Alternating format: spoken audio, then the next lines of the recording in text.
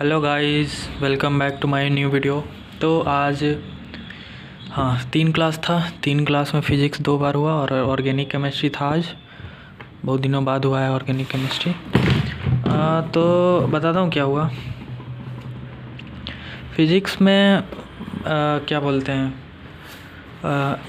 Surface tension आज ख़त्म हो गया है। विस्कोसिटी वो भी मतलब कितना 1 घंटा का मतलब समझो चैप्टर है, इतना छोटा चैप्टर है। तो पहले बताता हूँ सरफेस टेंशन में आज क्या करवाएं जो ख़त्म किए last topic. Capillary tube of insufficient length.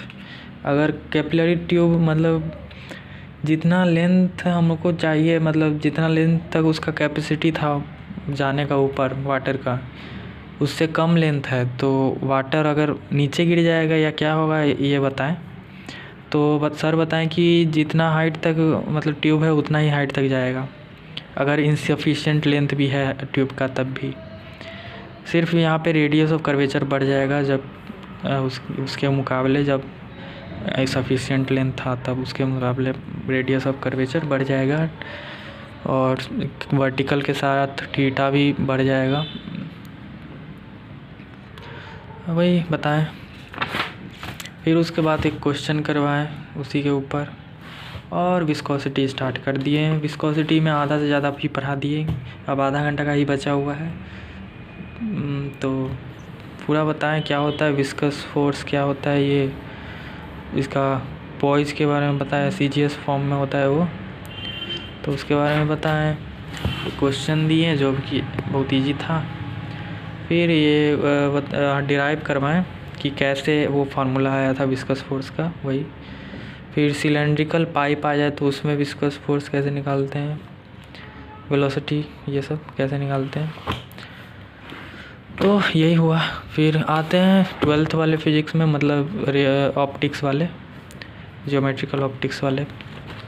तो उसके अंदर प्रिज्म चल रहा था, प्रिज्म में स्टार्ट हो गया था।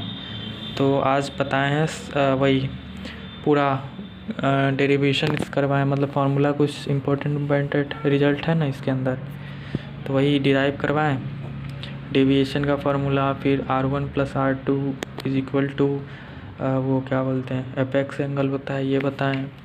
फिर इसका ग्राफ, डेविएशन का ग्राफ भी बताएं कि एक ही डेविएशन 2 जगहों पे आ सकता है, तो यही बताएं। और मिनिमम डेविएशन तब होगा जब angle of incidence angle of emergent के बराबर हो जाए।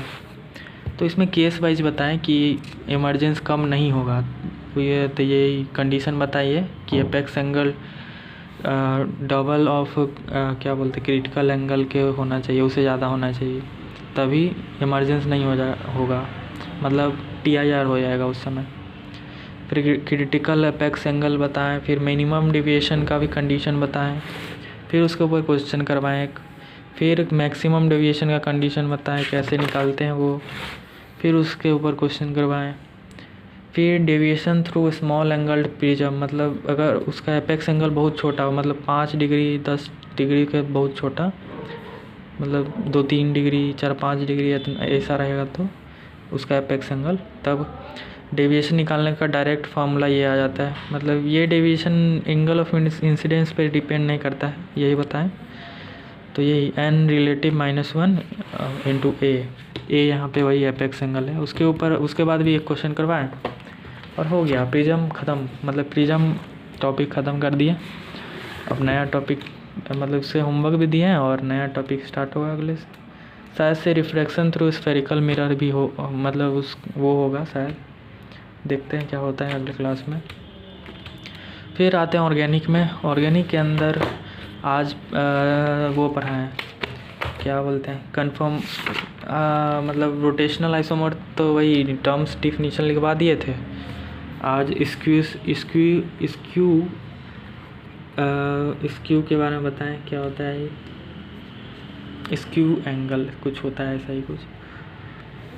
तो यही जब एक्लिप्स्ड और स्टैगर्ड वाला मतलब कंडीशन हटा दें तो उसके अलावा सबको स्क्यू बोलते हैं, स्क्यू कन्फर्मेशन शायद बोलते हैं इसको।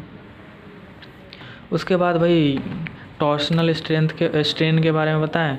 और टॉर्सनल एनर्जी के बारे में बताया। उसके बाद क्वेश्चन करवाएं, पोटेंशियल एनर्जी ग्राफ बनवाएं सबका।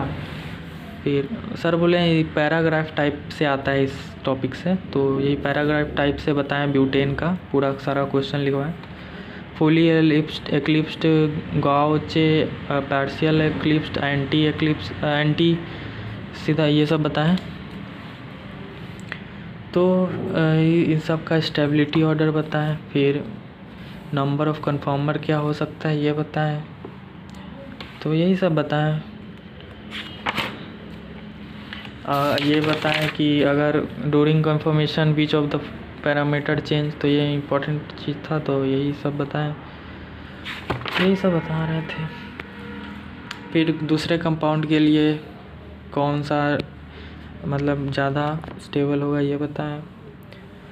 स्टेबिलिटी ऑर्डर आइडेंटिफाई करने के लिए क्वेश्चंस करवाएं बहुत सारा, यही करवाएं। तो इतना ही हुआ। फिर परसों हम लोग का एग्ज़ाम है, मतलब टेस्ट है, और डेट मतलब टाइमिंग भी आ चुका है ग्रुप पे। हम लोग का 11 से है, 11 से 2, मतलब 3 घंटा, 11 से 2। फिर हाँ इतना ही है, 11 से 2 है। और कुछ बच्चों का मतलब 7 से 10 है। हम लोग का सेकेंड शिफ्ट में डाल दिया है हम लोग के बैच को, और दूसरे बैचेस को मतलब सुबह सुबह ही ले लिया है टेस्ट, मतलब डेट के हिसाब से, मतलब टाइमिंग के हिसाब से। तो हम लोग का ही ठीक है, 11 से 2 है, अच्छा रहेगा। और हम लोग का पास में ही दिया है सेंटर, तो चल मतलब पैसा नहीं लगेगा जाने में। पहले हम लोग को ऑटो से जाना पड़ता था, दूर दे देता था। इस बार जब पास दिया है सबको, सबका सेम ही जगह दिया है इस बार, पास दिया है, तो चल के ही चल जाएंगे हम लोग। सो दैट्स ऑल, मिलते हैं कल वाले वीडियो में, क्योंकि कल भी एक क्लास है। सो बाय, गुड नाइट।